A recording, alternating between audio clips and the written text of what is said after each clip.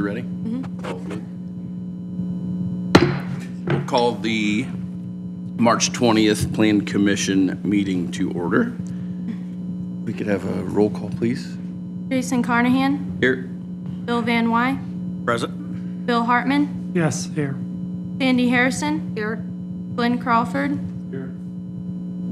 Frank Pulver.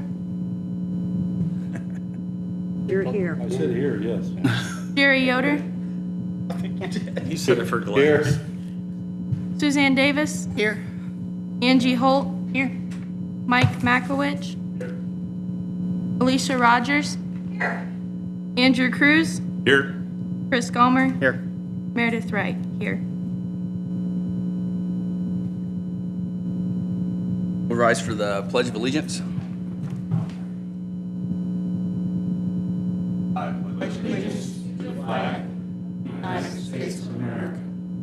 To the republic for which it stands, one nation, under God, indivisible, liberty, and justice for all. We'll have a moment if anybody would like to lead us in a word of prayer this morning. I'll do it.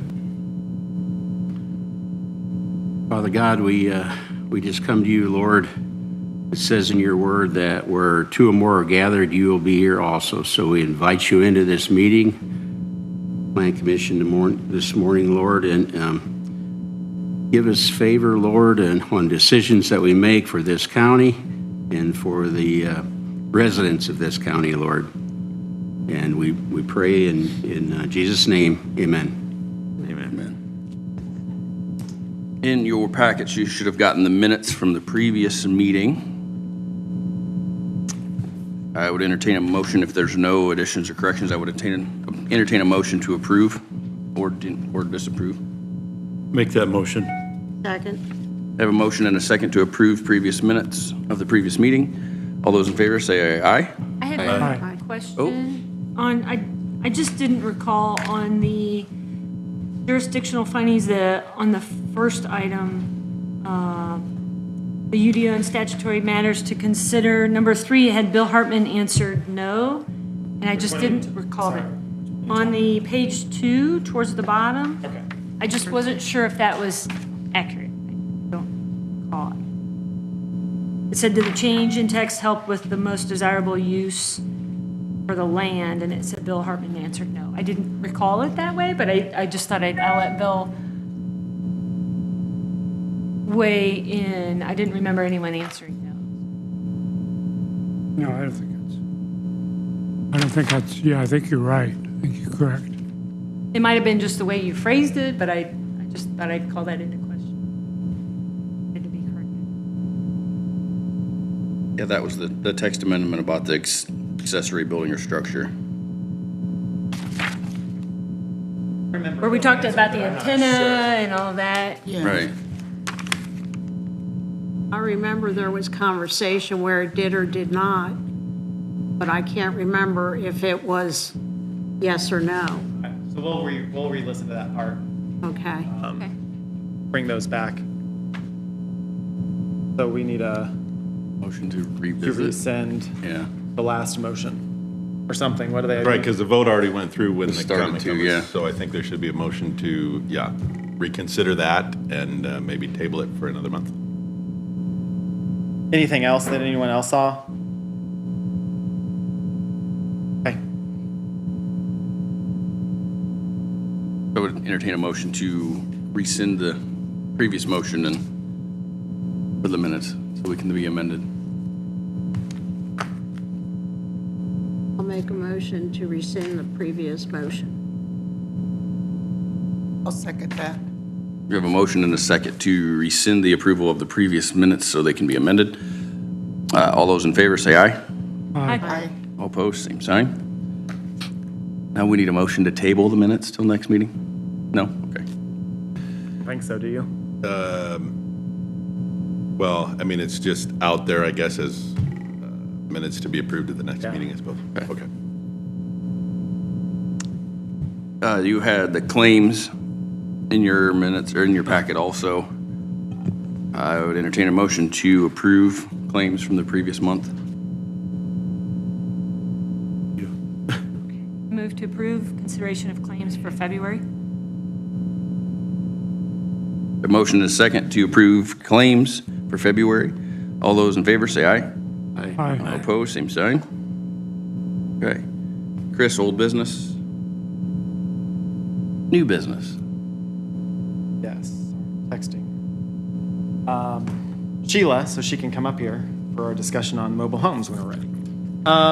So in our rules of procedure, the major thing that we want to look at is for our alternate members. When the discussion was going around with commissioners on appointing an alternate to the Plan Commission, Andrew and I reached out to Noble County to see what they did, and pretty interesting what they actually do. They allow the commissioners require the Plan Commission requires the alternate member to come to a minimum of 3 meetings for that alternate member to kind of learn and observe what the Plan Commission does.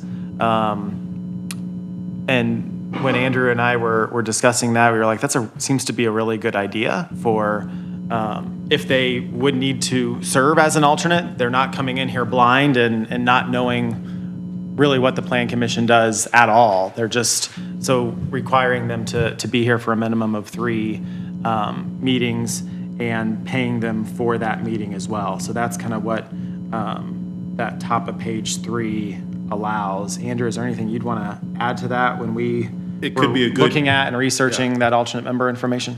Yeah, so, I mean, I think that you're within the rights as a Plan Commission to decide that. I mean, I think I'd have to look at whether or not the county commissioner should probably, well, I mean, if we make a change to our rules, yeah. Right, it's in there. So, but I think it's a good idea for training purposes and also for getting the next potential members of the Plan Commission, trained as well. I mean, Yeah. because if you're appointed as an alternate, the county commissioners may be thinking about having you eventually be a member. So, or if somebody goes off, you could be appointed and already trained and ready to go. Right. Did everyone read that section, and anyone have any questions on it? Page 3. Yeah, one question is, Go ahead. the county council will set their pay rate. He will not be paid as a regular.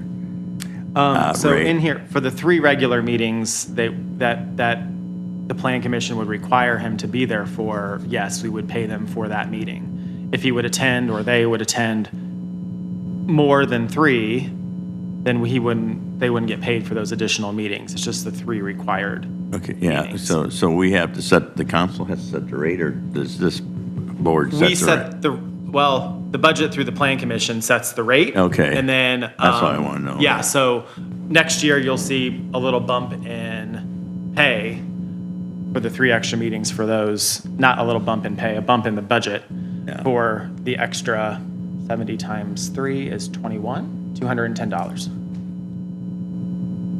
I know, I'm math. Okay. Yeah.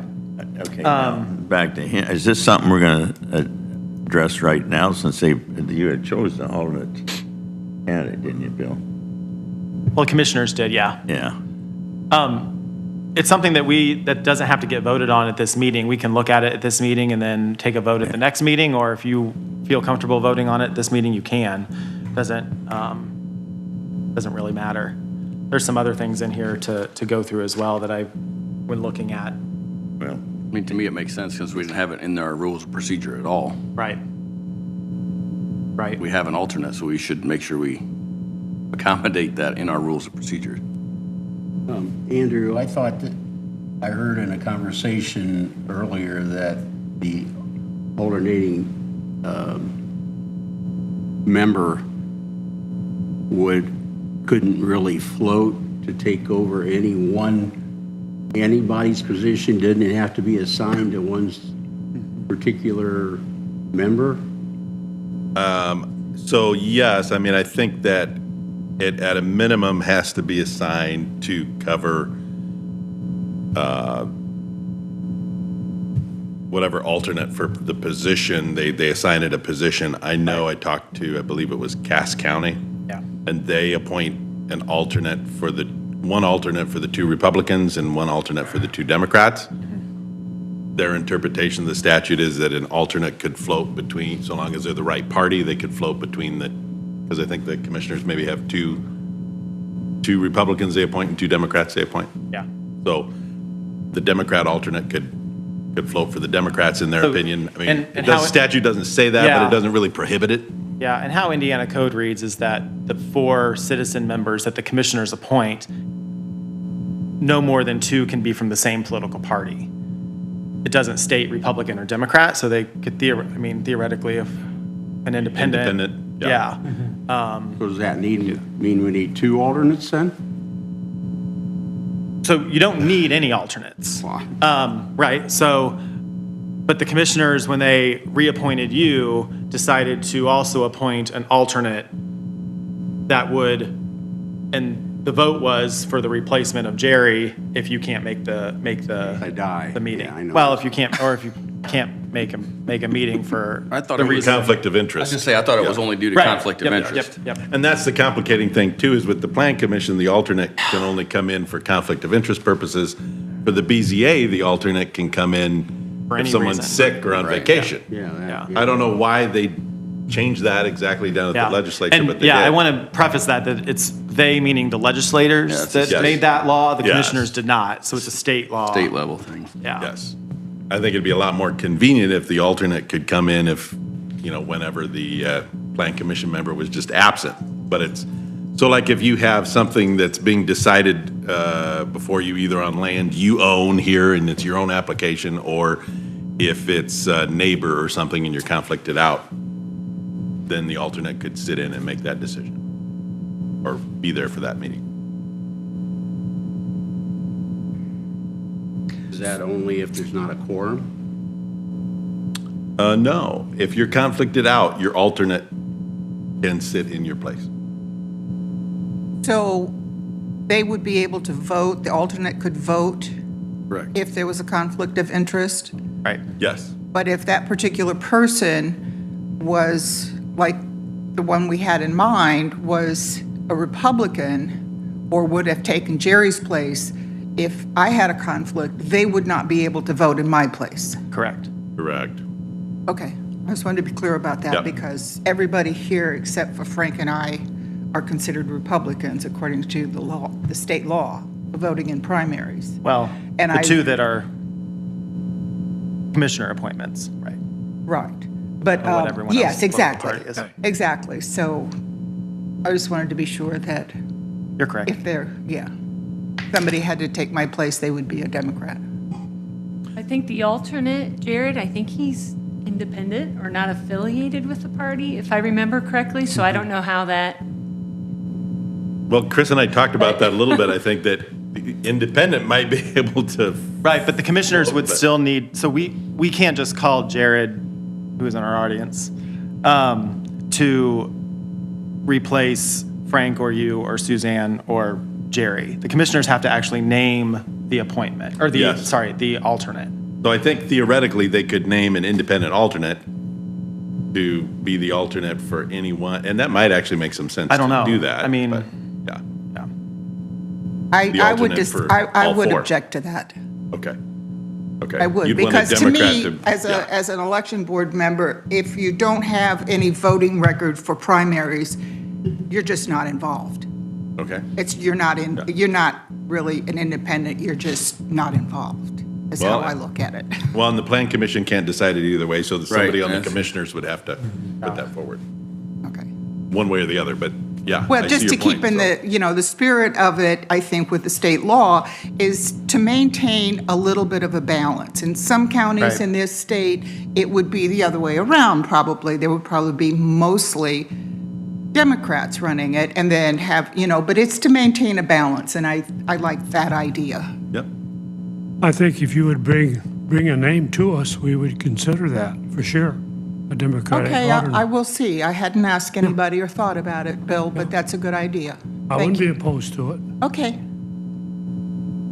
getting slightly off track of the intended amendment. It's good conversation, Any other but, questions they have, but, so. I mean, I guess the text amendment brought forward was to address the alternate that we already have and how to handle alternates in general, not how we should get alternates that we don't appoint ourselves. Right. The plan commission doesn't Right. appoint any alternates. Right. But theoretically, Alicia, Purdue Extension Board could appoint an alternate for you. Right. Same thing with commissioners. They could appoint an alternate for Bill, and commission council for Bill, and trustees for Sandy, and Tyler's here on behalf of the surveyor today. So they have the ability to do that, but Indiana code actually has rules in that 220 section referencing the commissioner's appointments. So, yeah.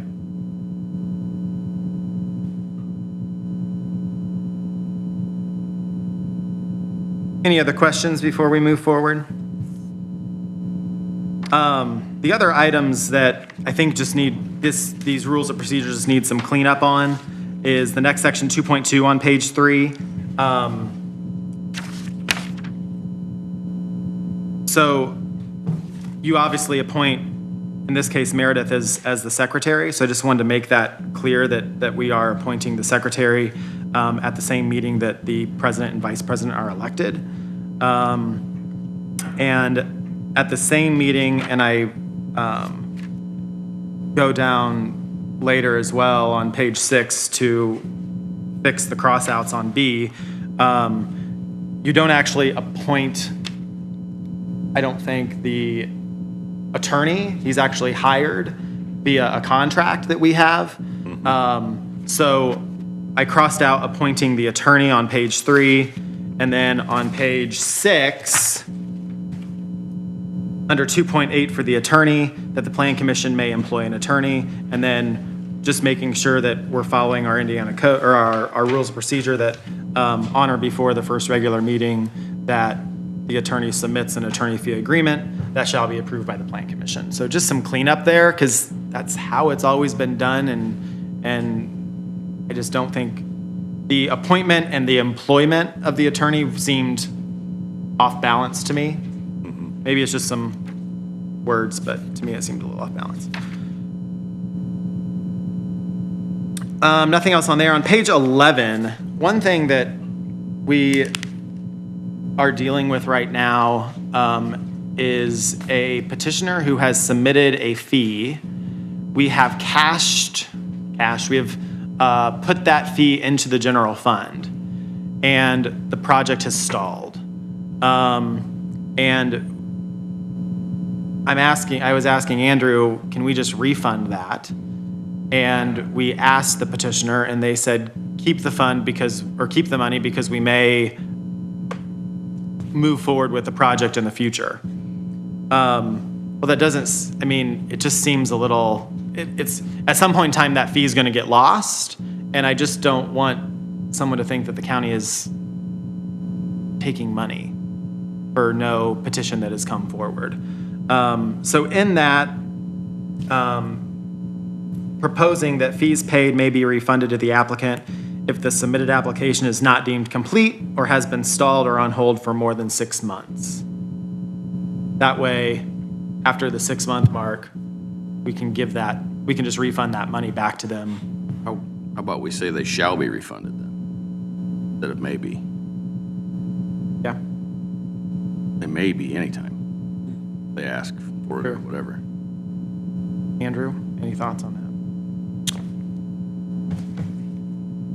I was looking up the attorney statute there, but which number are we at? I know we were Page talking 11. about refunding the fees. On page 11. 11, 5.4. Fees paid may be refunded if the applicant is not deemed complete or been installed on for more than 6 months. So there may be reasons to keep it on hold or on file and not refund it. So may allows a flexibility there. True. Well, the fees are intended to cover the staff's time and Staff and efforts the- in yeah, part, and so if, plan depends commission on fees. how much time and effort you've put into this, because you may have potentially put in time and effort to, Yeah, I thought about like, Or- do we try to do it at like 50% or percentage of the fee is kept? The goal of this language is to be able to refund fees when people just want them up there for perpetual time period. Right, I mean, that was kind of the idea here, is Yeah, to. I mean, and the project that brought this forward, I'm ready to throw away the files, because but they still want their application held. So I think it just gives us a clean break that if the project is stalled, number one, we're not holding files just for the sake of holding files Right. of uncompleted applications. And then also them coming back and saying, well, I never went forward to the plan commission, I should get my fee refunded, but we don't have any rules on if the fees can be refunded. So if we leave it as fees may be refunded, is that your decision then? Or do we need to bring it forward on a case by case that, hey, I've had this application and fee for 4 months, 6 months, whatever? Whatever we would, Should we return it? whatever, if it would leave it now, I think it would leave it up to the discretion of the zoning administrator. And I think good if with that. it would be the plan commission wants that to be a vote, I'm fine with that too. I think we could change, we need to have that in there. Right, no, I was just was As- clarifying how you had it. What it should be. I think it should be up to the zoning administrator.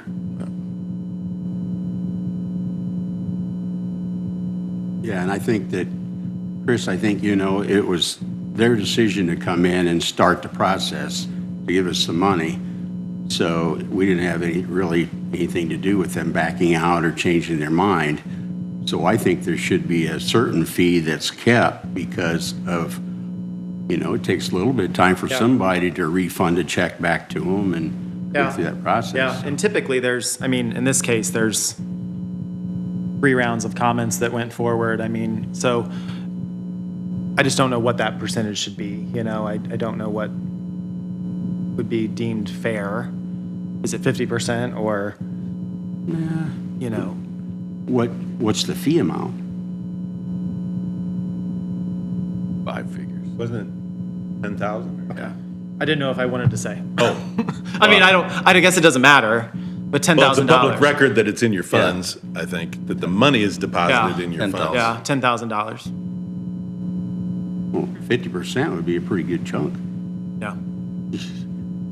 I was just thinking of something. But in the case of I had a plat vacation that was submitted 4 years ago, and they paid their fee, and I refunded it. It was $125 back then, $150 back then. So 50% of that would be 75. So we're that 10,000 isn't going to be often, but we've had fees, improvement location permit fees where they don't do they end up not doing the project because of skyrocketing construction costs, and then they want their money refunded. Right. I think we just need to have something in there as to Well, then, the ability for us to refund. I don't think a percentage then would be fair. I think just figure out what kind of expense you're gonna have in refunding that check and just do a straight across the board. Some of that's gonna depend on the amount of work. This bigger application took more work than You need an administration fee. Okay. in this case. Can we do that since we didn't have that in our rules of procedure? Can you keep part of it? And if they were to go back and say, you don't have anything in there about your fee structure, where's the rest of my check? So we don't have anything currently in our rules or our ordinance about refunds. Right. If somebody comes in wanting to build a new home, they go through the improvement location permit process and building permit process, and their fee's $300. If they end up 6 months later, they haven't called for an inspection, typically what happens is Charity reaches out, says, hey, it's been 6 months. Where are you at in the process? And they say, oh, we're not going to do it because of skyrocketing construction costs. I'm just making this up in my head, even though it's slightly real. And we say, okay, we're going to close it out. And they say, well, can I have a refund on my permit fee? And so we just do it because You don't have it in there. we don't have anything, and we don't have anything that says that we can't refund it. We have nothing that says we can. So this just helps clean that up, I think. I think in answer to your question about this particular one, or anybody that has a current project with an application fee, I don't think it would be proper to charge them a percentage of it, because when they applied and paid the fee, that wasn't part of the structure. So it'd be like changing the rules midstream, ex post facto. Unless you have it in your rules. Unless you have and it in your then- rules ahead of time before Yeah. they do the application. Right. Yeah. Right. So any currently paid application fees, I think we'd be stuck refunding. Well, I guess what I'm saying, I think there should be a fee, but I don't think in this case there can be one. Not yet. Not until you Right. address this. For future applications. Right. And it could be something like 10% if you wanted to do that, or 5%, or. Could you do it on a case-by-case basis based on the administrative effort expenses? I don't know how, if Yeah, that makes it I more mean, I complicated. could figure Because out then what you're just- that Then you're is. being reasonable and fair, because you have spent time and effort. Yeah. I mean, county has you'd spent have that to money. try to figure out what that is, and then, Reasonable approximation, I don't know what that language would look like. yeah, we'd have to work on the language to put in there. Hourly rates of staff, or you could say Yeah, minus the hourly rates of, administrative costs, what expended up to 10% or something, like you could put a cap on it. are you considered administrative cost? Probably not, I'm not sure. Okay. I'd have to think about that. Theoretically, Yeah. I mean. I mean, if I that had to goes into review a fund something, I that guess I has could a- be. With the Yeah. ability to pay you and your Right. plan commission fees. Costs or expenses of the application, I mean, you could word it in such a way that it would cover attorney fees.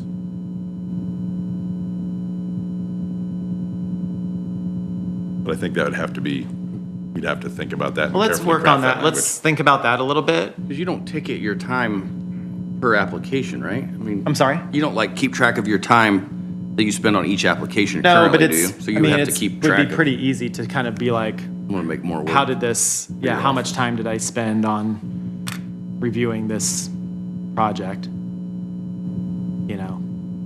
I think maybe you might set yourself up for some more pushback by doing that. By deciding afterwards, it might be better that they know the amount when they apply with their application. Because if it's, they do their application and then they say they want the refund, you're like, well, let me calculate up how much money I'm gonna keep. They might get a little angry about that. But if they know ahead of time, if you end up not doing this, but you can be refunded everything except $100 for our administration fees. And so you're gonna, you have that $100 from every application. Or something. It might, sometimes that may be, if there's only $125 for the fee, but they want the refund, they just get $25 back. Other times on bigger projects, $100 will seem small compared to the $10,000 project, but they know up front how much they might get refunded when they apply. And that's, when they agree to get that application, they know that that's what they're agreeing to go into, so. I don't know. Just so you get less angry people with you, you know. And then you don't have to keep track of every minute that you spent and Meredith spent, or if Andrew consulted, or. You get a little subjective and murky and so. Time consuming. Yeah, time, Right, yeah, yeah. let's spend less time. We're already trying to say you need rewarded for the time you spent, spending more time on it. Right, seems a that's little why I bit didn't, so I was like, that counterproductive, sounded like so. we were making more work for Chris's office. I Yeah, didn't yeah, think that we seems needed like that. it could get messy. Well, I mean, it's fine. I don't think it's, yeah. I think you guys should think on it and see what you think. If you've got questions on what typically a project is spent on, how much time is spent on a project, I'm happy to shoot you an email on that. But yeah, I think it's something to think about. And we can come back to it next month when we bring this back, if you want. Could I go back and mention 2.8 on the attorney? I did a quick look in the statutes, and it mentions in Indiana Code 3674-1013 that the Plan Commission may appoint one or more attorneys to advise the planning staff and assist in enforcement of any ordinances and regulations. My suggestion might be when it says the commission may employ an attorney, you do employ / appoint. Okay. That takes care of that issue, I think. Does it say in there that the attorney can't be paid?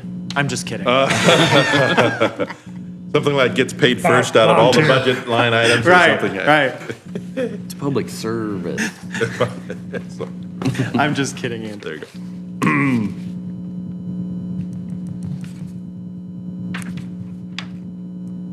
On page 14, this is something that has come up in the past as well. Typically we had, in the public hearing notices, we have written comments must be received by staff, and we had no later than 1 business day before the hearing. And when 1 business day is typically 24 hours, right? So if our planning commission meeting is at 7 p.m., we would need those written comments by 7 p.m. the day before the hearing. Well, at 7 p.m., we're not here. And so, and it doesn't give us time to, if we need to print off the correspondence, email it to you guys. I just want to make sure that there's enough time for us to prepare that written correspondence to you guys if there is any. So just having it be there that we receive it by noon the day before, by noon on the day before the hearing, yes. You want the business day? Oh, yeah. Yeah, it'd have to be. Yeah, we should. Yeah, it'd have to be. Yeah, it would have to be, because we've got, But you're not here on Saturday and if we're, Sunday. right, and we got BZA receive it. on Monday, so good catch. Well, this is for Plan Commission. Plan Commission's on Wednesday. Still, it's a good idea. But to it's still a take good those idea to days. have it, because if it's a holiday We or have a- something Or weird. if we have a special meeting. Or if you have a special meeting. Thank you. I agree with that.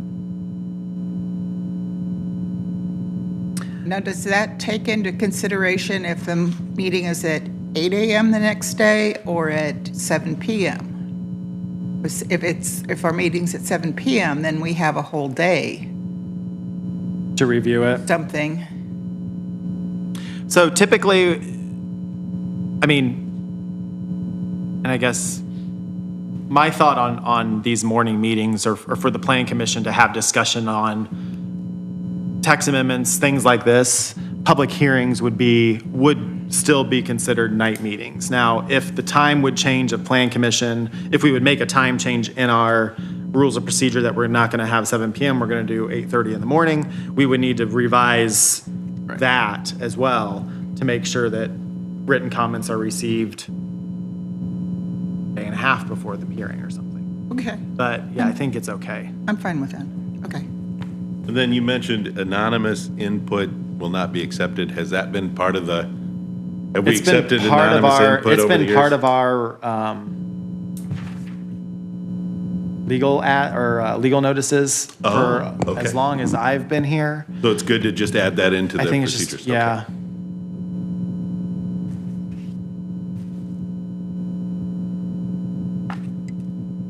Can someone get the door, please? I forgot to unlock it. Don't let him in. Thank you. Oh, don't let it. I know, I thought the same thing. Don't let him in. Come through the back office. On page 17, on indecisive vote, you guys can tell I really combed through these rules of procedure. I felt like there needed to be 2 items here. One for something that the Plan Commission just approves without any county commissioner recommendation, like our subdivisions, development plans, and then a indecisive vote for zone map amendments, text amendments, things like that. So there's 2 different types there. So I wanted to cover both of those. So for A, for an approval or denial vote, such as development plan or subdivision petition, when a motion of the commission fails to receive a majority vote of the commission, whether in favor or against, and therefore does not result in official action of the commission, the motion dies. And the commission may make a new motion and follow the proper procedures for voting. If the new motion fails to receive a majority of the vote of the commission, the motion dies. And then if the commission cannot receive enough votes that would result in official action of the commission, then the petition would be automatically redocketed and heard again at the next regularly scheduled meeting. That language was already in there. I just wanted to make sure that we knew if there would only be 4 of you here, 4 of you, can't have a vote then. If there would only be 8 of you here and it would be a 4-4 vote, that we knew how to proceed with motions that would die. Because we came close to that on the solar, we had Right. four, and then 5, Right. 3, so we were. Right, and we just went through, well, then we need to go through a no recommendation. We need to go through, yeah. Yes. So we just went through the motions. And then B, this is where I put in for this language, for a recommendation vote up to the county commissioners, such as a zone map or text amendment petition, when a motion of the commission fails to receive a majority vote of the commission, such as favorable, unfavorable, or no recommendation, and therefore does not result in official action of the commission, the motion dies. The commission may make a new motion to follow the proper procedures for voting. If the new motion fails to receive a majority vote of the commission, the motion dies. The commission can do the same for the third recommendation. If the commission cannot receive enough votes, that would result in official action of the commission. The matter shall automatically be redocketed and heard again at the next regularly scheduled meeting of the commission. And then after the rehearing at the second meeting, the petition fails to obtain the necessary votes for the majority of the members of the plan commission, the petition is deemed to fail for lack of the needed vote.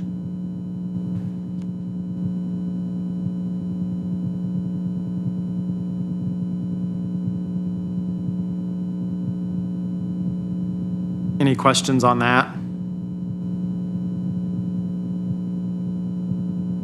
And then again on page 18, under 7.4, if the petition was denied or fails to receive the majority votes, I just felt like that needed to be added since we added some language on there.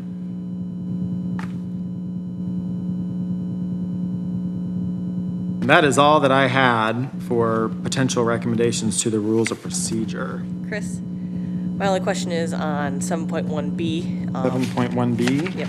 Okay. The therefore that you use in there, does that need to have an E at the end of it or not? We're at, where are we at? Yes, it should. Okay. Under A and Yeah, Under A and B. yeah. Yep. Because they're spelled both ways, but they mean Two different things, yeah. So, okay, that's all I needed. Thanks.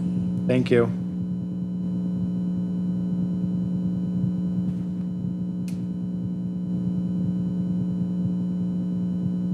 Any other questions on that?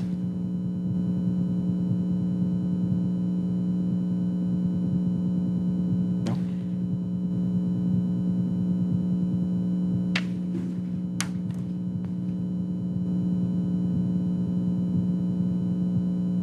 Okay.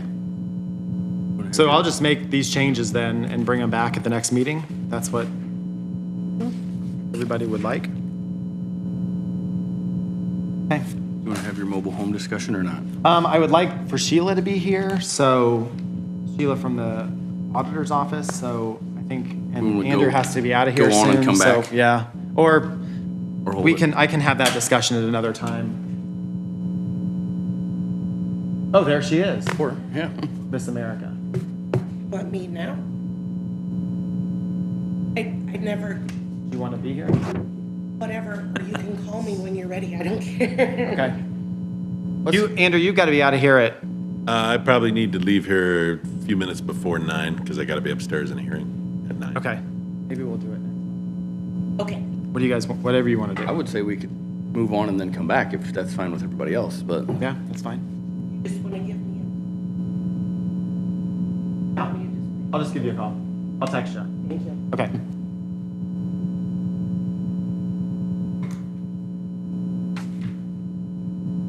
okay. We'll just, or we'll not do it. See how it goes. Do we have reports from liaisons from towns or any committee members or anything? I went to the Butler Planning Commission, and they are updating their comprehensive plan. So they're moving forward with that. And I am meeting with Butler or with Vivian on Friday. They want to expand their ETJ. I'm not sure where or how. I mean, Sandy is the one that gave me the heads up, so I shot an email to Vivian. We don't have an ETJ agreement with Butler. And if they're going south. going south.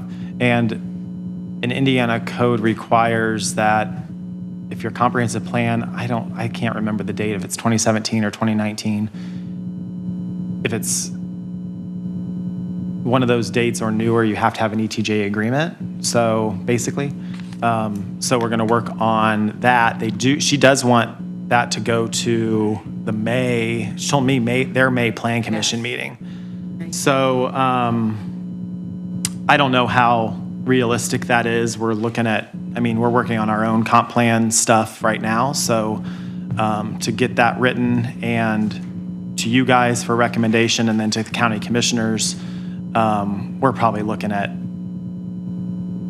June or July before it would come to the Plan Commission. So, and we were just talking before the meeting, we've got with the comp plan discussion meetings coming up.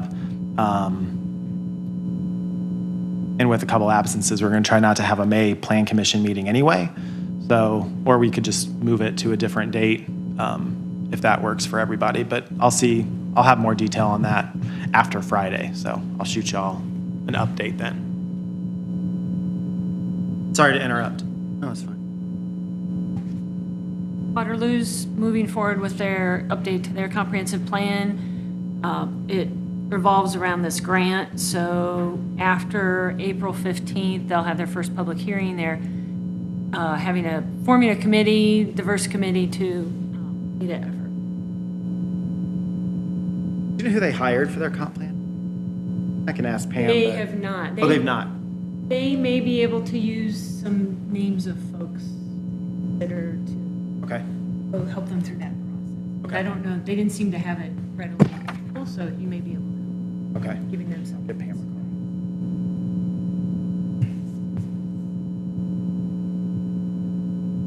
And, excuse me, I went to the Auburn Plan Commission, and they only had one agenda item, and that was, they approved a company putting self-storage units on the Auburn Drive east of Mediacom, and they're individual units like people might have at their homes, and they're just gonna put them all together, just put a limestone bed in there and rent them out. They will probably start with a few at a time, and it's just so it can keep their factory building these units. They're not gonna come and pull them off. That's not just a storage location for them, but they will be able to be rented out, so that got approved.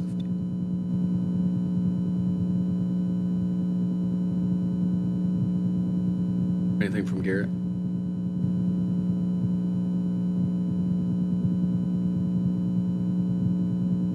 Are there any comments from the public in attendance today? Can you come up and state your name and address?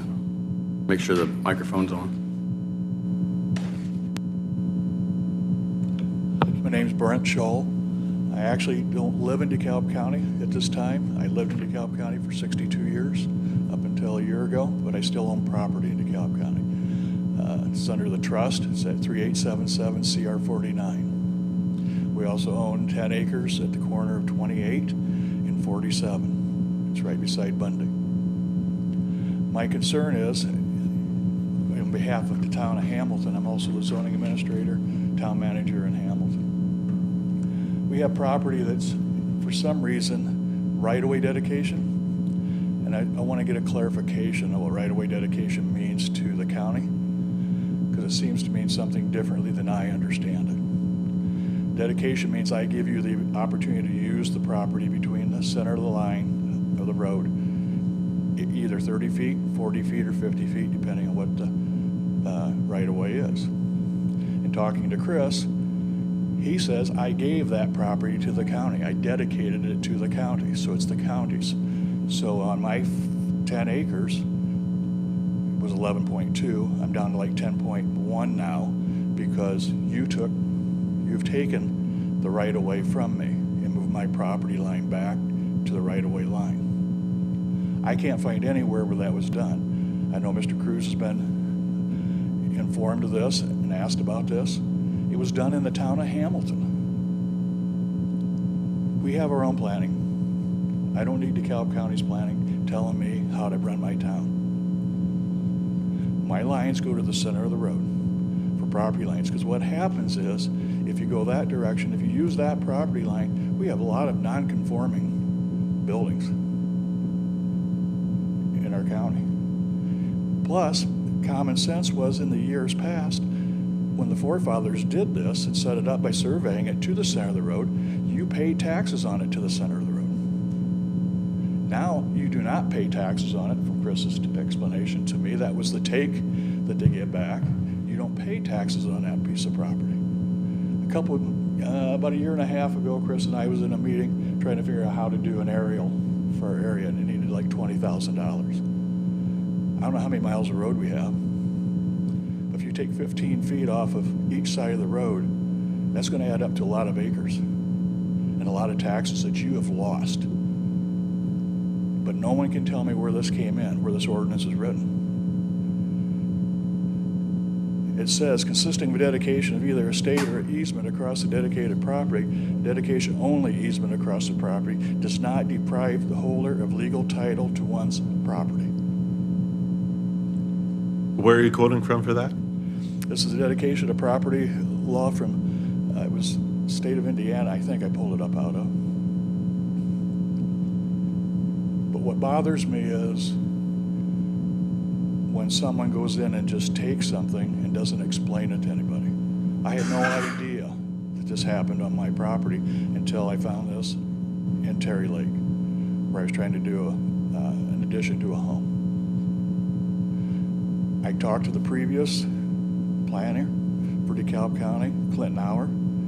He said that was not the intention of when you guys did this, to take the property. I was told there's a state statute that states that you can take the property, but it has to have an ordinance written to do so. So people have an opportunity to say yay or nay. No one can seem to find it. So you've not been collecting taxes on property for at least 10 years? Would you say? That you should have been collecting taxes on, that people should have been paying on, but yet we complain because we don't have enough tax dollars.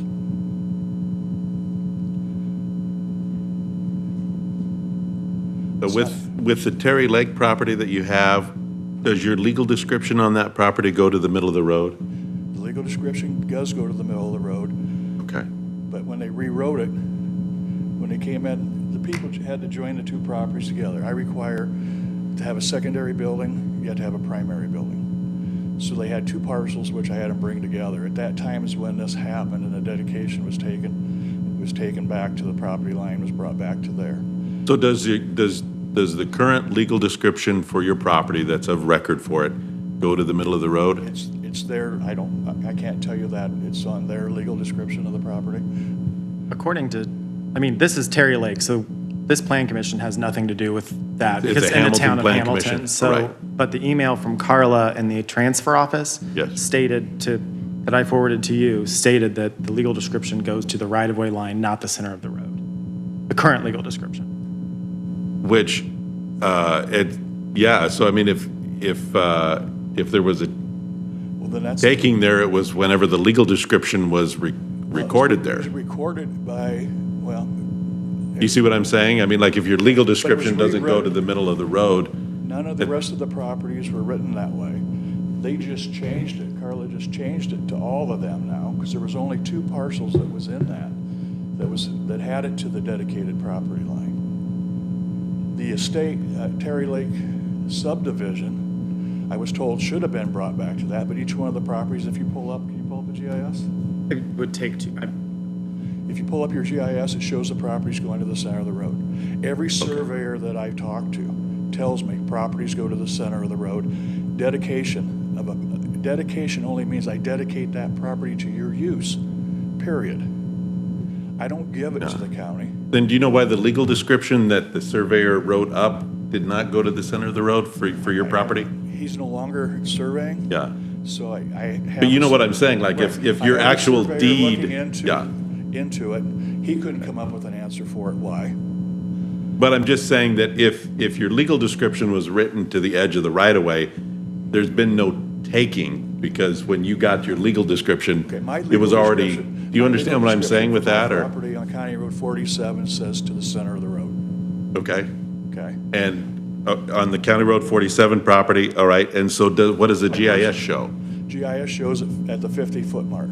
Okay. Well, that one, I think we should look at and take a look at. You have a lot of them out there that you need to look at that point in time. And this is the first time you're talking to me about this, right? I understand it. Yeah, okay. And I understand it's there. But I'm trying to figure out how it came about. Where did it come into the dedication at that point? The dedication meant take. Do you know, Mr. Hartman? No, that was before me. If that's the case, then you're responsible for that property, to maintain and take care of that property to my property line. That's your new ditch line. Every farmer then should be paying the county money for the farming that they farm, if they farm that piece of property, because it's owned by the county. I think this is something that needs to be looked into to see if there is some sort of a change in policy or when that happened. And I mean, it sounds like it's a legitimate question. I had wanted to ask you about that Terry Lake property because I understood that the legal description didn't go to the center of the road for that one, but it sounds like your County Road 47 property, the legal description goes to the center of the road. At least it's never been changed that I'm aware of. So what is the exact address on the county road? Well, there is no address because it's. Okay. 47 and 28. 47 and 28, okay, all right. Well, I think that needs to definitely be looked into, and we need to figure out, is there a problem? And if there is, try to figure out how to fix it. Well, my major concern is how much tax dollars we're losing in the county. Sure. Well, as I recall, and I remember the argument about taxation to the center of the road. Farmer property, that 30 feet does not generate any income for the farmer or the landowner, whoever might own it. So that's part of the reason it was exempted from taxation. Well, 30 feet. Yeah, 30 feet on each side. County Road 47's got a 100-foot easement on it. It's not a thoroughfare. It's got more of a right-of-way on it than State Road 6 does. State Road 6 has got an 80-foot. Explain to me how we came up with that. No one else. I was told that I need to talk to the highway superintendent about it. I talked to him about it. He said, I don't know how they came up with it. The thoroughfare plan is something that's in our comprehensive plan that was done before I got here. Not that I want to place blame, but the thoroughfare plan is something that we're going to look at when we do the comprehensive plan anyway. But also, the thoroughfare plan is there so you all know, property owners know, county knows what those proposed right-of-ways could be, right? So that's where, and that's how the dedication of right-of-way is determined is by the thoroughfare plan. That thoroughfare plan, you know, if things need to get changed on it, it's fine with me. You know, if they're too high, it's fine, change them. But it's something we're gonna have to look at on a comprehensive plan level when we redo that. But when you dedicate something, the use of that piece of property to the county for the use, that's a dedication. That's not a give. It's nothing that you can take. I believe everybody should pay their fair taxes. You have to have taxes to have growth. You have to have substantial growth, sustained growth, not substantial growth, but sustained growth in any county to keep your tax rate where it's at. But if you don't take if you come into, I'm going to go by the center of the line, center of the road as my setback requirement for the town of Hamilton, period. It's under my jurisdiction of the planning. I'm not going to use the GIS map for that purpose. I've talked to my attorney and he says that we have the legal right to at that point. And that's more of, the Terry Lake, though, question is more for the transfer office to figure out. The GIS will only input the data from the legal description. The Plan Commission doesn't have any jurisdiction over Terry Lake, or that Terry Lake Road inside of the city limits. To determine the setback requirements, correct? Not for your jurisdiction. You require the setback requirements for DeKalb County. You determine what the setbacks are, correct? For the unincorporated, not for the town of My Hamilton. 47 acres. Or my 10 acres there. The zoning ordinance does, yeah. Okay. So then now that starts from that line that you've just decided is my new. And actually, our line. UDO in the setbacks states, and I can get to it real quick.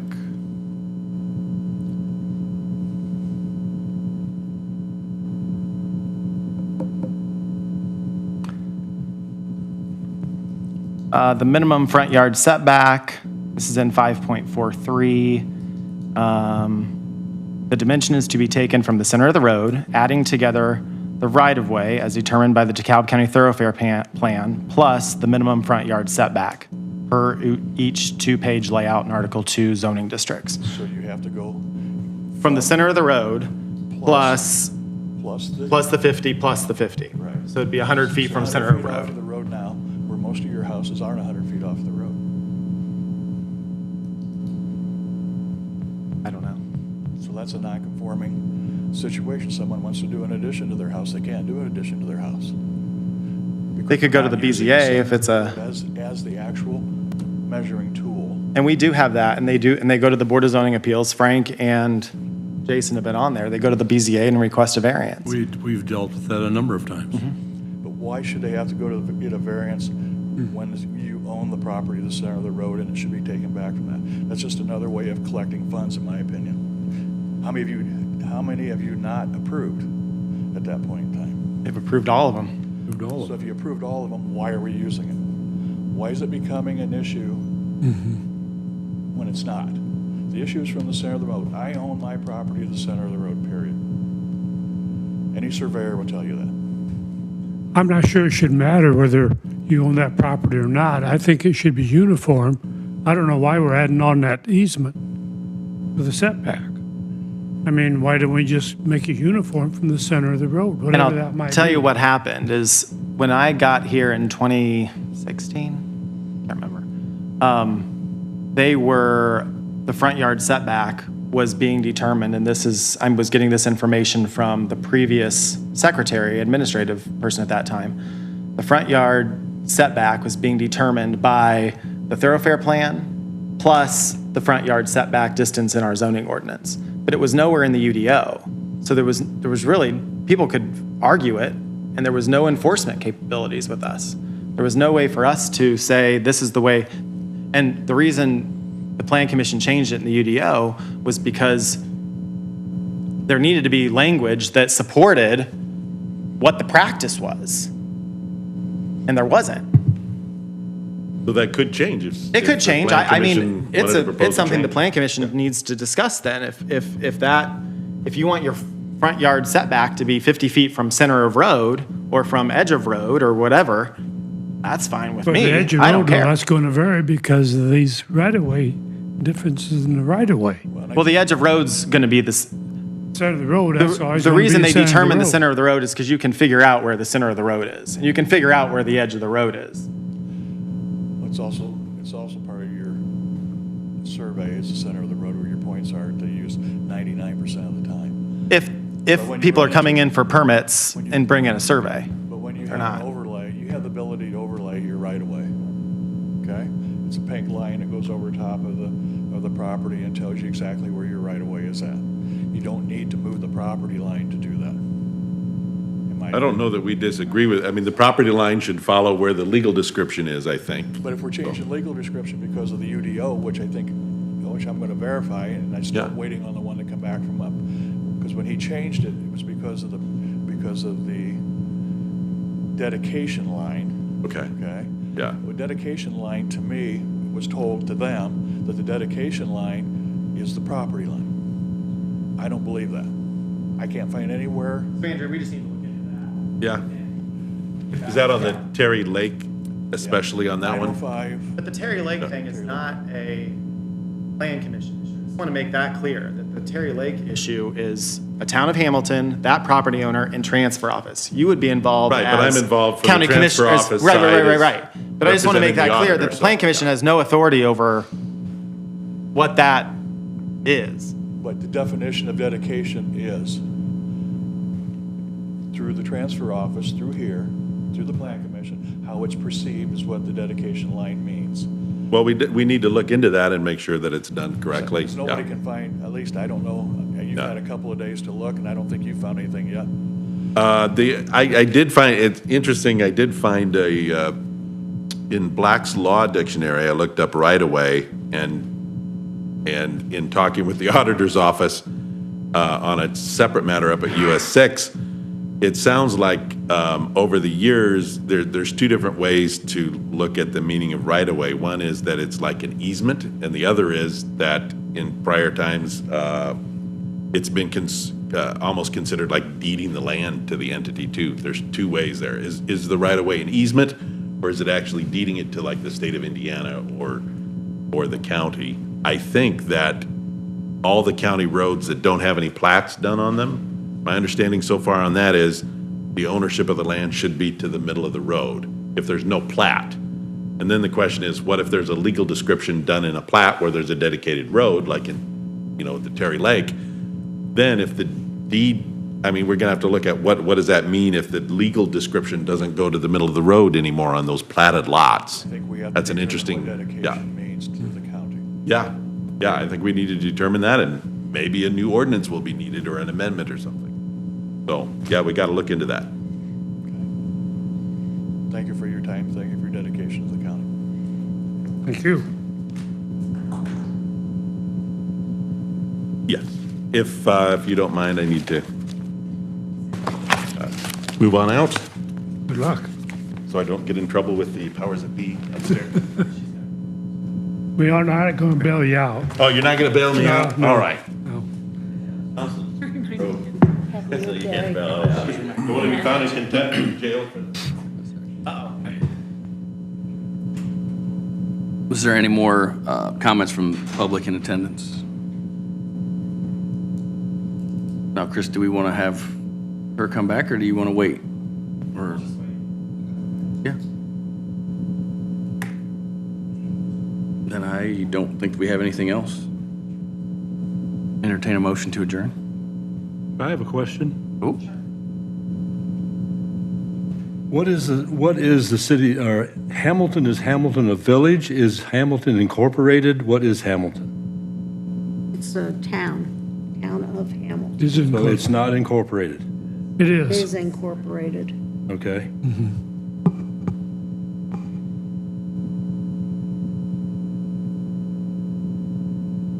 My only question. anything else from anybody?